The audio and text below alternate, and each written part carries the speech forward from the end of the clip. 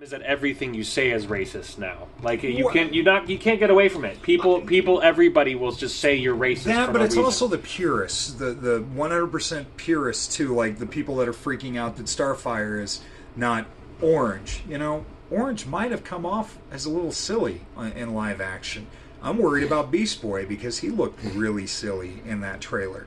Of course, so did Robin too, like slicing the dude's neck and stepping on his face, and you're just like. Okay. Batman. Batman.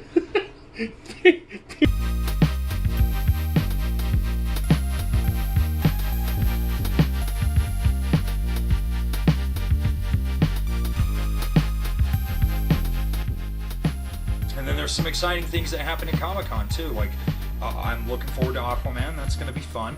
I'm glad that they kind of did it, at least from what I've seen of the trailer, how I always kind of pictured it.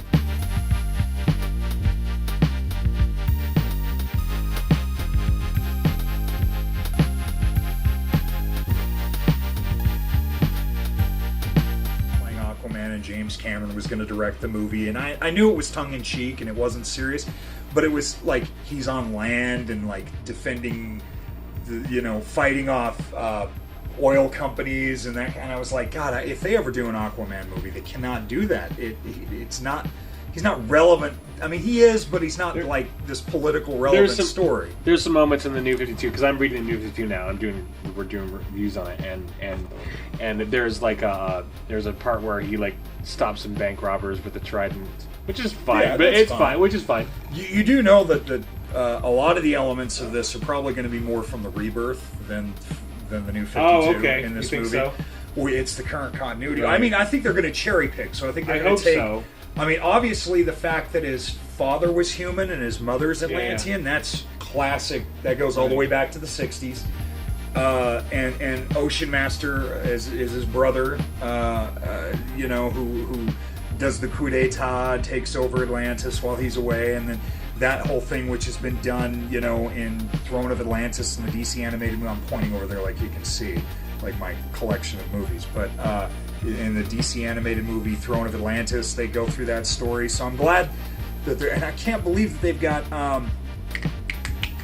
what's his name? Who's playing Ocean Master? Orn. He played Nighthawk, the second night, or I can't look it up because my phone. Not Nighthawk, Night Owl, in Watchmen. God, I dig. He's in The Conjuring, and he's really good. Why can't I not have brain fart? I'm having a brain fart right now. I can't think. Anyways, he looks really good. Of course, I haven't seen him in the full Ocean Master regalia. Black Mantis looks nice. Yeah. And Black people Manta getting upset that Black Mantis is a black dude. Is it Black Manta or Black Mantis? Black Manta. Sorry, okay, Mantis is a Black Manta. I have heard some criticism. That's a new hero for you, Black Praying Mantis. The thing is Black Manta has been a black dude for a number of years in the comic books. I think since the 90s. So it's not a new concept. Well, there's been blurbs about it like, it's racist because it's Black Manta. Well, nobody's saying that about Black Lightning or Black Panther. I mean, who cares? These characters have been around for so long. I mean, you just can't please anybody. Like, well, that's the problem, is that everything you say is racist now. Like you can't get away from it. People, everybody will just say you're racist. Yeah, but it's also the purists, the 100% purists too. Like the people that are freaking out that Starfire is not orange. Orange might have come off as a little silly in live action. I'm worried about Beast Boy because he looked really silly in that trailer. Of course, so did Robin too, like slicing the dude's neck and stepping on his face, and you're just like, okay, Batman. Batman.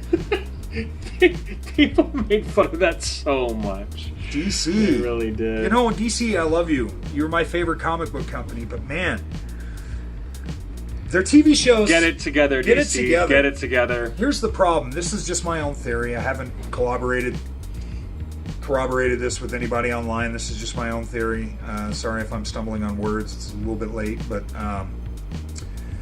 they're spending so much time trying not to do what Marvel's doing, to be different and worried about being sort of seen as an imitation of Marvel, that they're kind of directionless, and all Marvel is doing is what they've already done in the comic books, right? So all their TV shows and films are connected because their comic books are.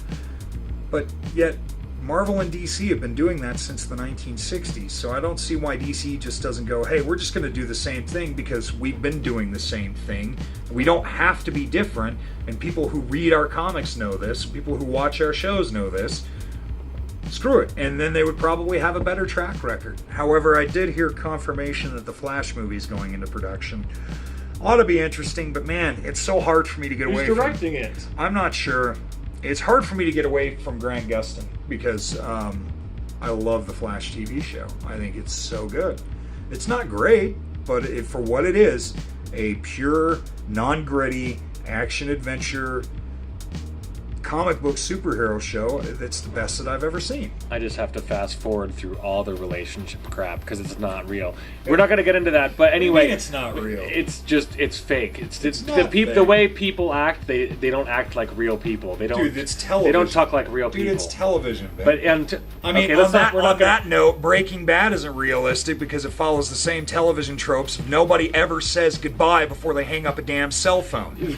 That's right. Nobody does that. That's right. In the real life, everyone says later, or goodbye, talk to you later, goodbye, something. But even in television shows that try to be real, they're still not real because it's television, dude. It's film. So their romance is a little bit trite, but I feel the same way about most shows. Well, it's not. Okay, let me rephrase that. It's the reason why I didn't like Lois and Clark: The New Adventures of Superman. Let me just rephrase that then. It's not that I don't. It's just that I don't know anybody in my walk of life. I don't know anybody that talks like that. But also the fact that it's just cringy. It's just cringy. Sometimes. So, anyway. Although I do like Iris because I love her character in the comic and she is Barry's Lois. But look at it this way too. Almost every show I watch, with the exception of maybe Better Call Saul and Breaking Bad and Ash vs. Evil Dead, it doesn't matter if it's Daredevil, it doesn't matter if it's The Expanse or Revolution, Flash, Arrow, they always do this thing where they somebody gets in an argument, somebody says their piece of mind, and then they have to walk out of the room. And then another character will usually follow them, and it'll cut to their conversation. Yeah. And that doesn't happen in real life. I mean, it probably does, but not so much. It's called soap opera blocking. Yeah. So it's just kind of one of those things where you've upset me. I'm going to let you know, and now I'm out of here. And somebody's going to have to come and console me. And that's a whole scene. And that's just, again, it's just the way that it just becomes predictable at that point. It's predictable. But that's how I feel about cinematography these days with the handheld as opposed to actually like framing shots. I feel like it's cool in moderation and it's cool at first. It's kind of like how you watch trailers now and they do the same kind of things. They all have that build up with the sound. They call it the angel choir, where everything's building up into a scene and you just hear the oh, and then it shows like a character say something, or they do the slowed down car flipping and Black Panther and boom, and then cuts to a line of like exposition dialogue, or like the trailers that are all cut with the clicks of the guns, and you're like, it's so boring and predictable. Think outside the box. And then you get a film like Sorry to Bother You, and you're like, oh my god, people are thinking outside. And American Animals, and you're like, people are thinking outside the box. This is great. Now that will be the next wave. And pretty soon everybody will be doing. That's why I have problems with Preacher and Legion. I like them both, but this second season of Legion really lost me in that I feel like it's more focused on being weird. Like, we're weird, as opposed to just telling the story. And I feel like if you're a first-year art student or a first-year drama student, you love that. You love everything that's just seemingly weird because it's artistic, but is it though? I mean, there's only one David Lynch, and everybody else is just kind of an imitator to me. So, and Preacher does the same thing. For the record, I love Legion. For the record, anyway. I like it. Yeah. But I enjoyed the first season much more than the second. The first season was way better than the second season, for sure. We're gonna talk about Legion. Anyway, thanks for joining us today. This has been the Fanatics of Film, and this is Joe and Ben, and we're just talking about some of the stuff that happened at Comic-Con today. As well as some new releases that are worth checking out. This Superman Death of Superman. We're gonna watch it. And we're gonna let you guys know We're gonna do what a we show think. on it this weekend. And just for old school, Plastic Man. Can't go wrong with Plastic Man. Or Baby Plas. Baby.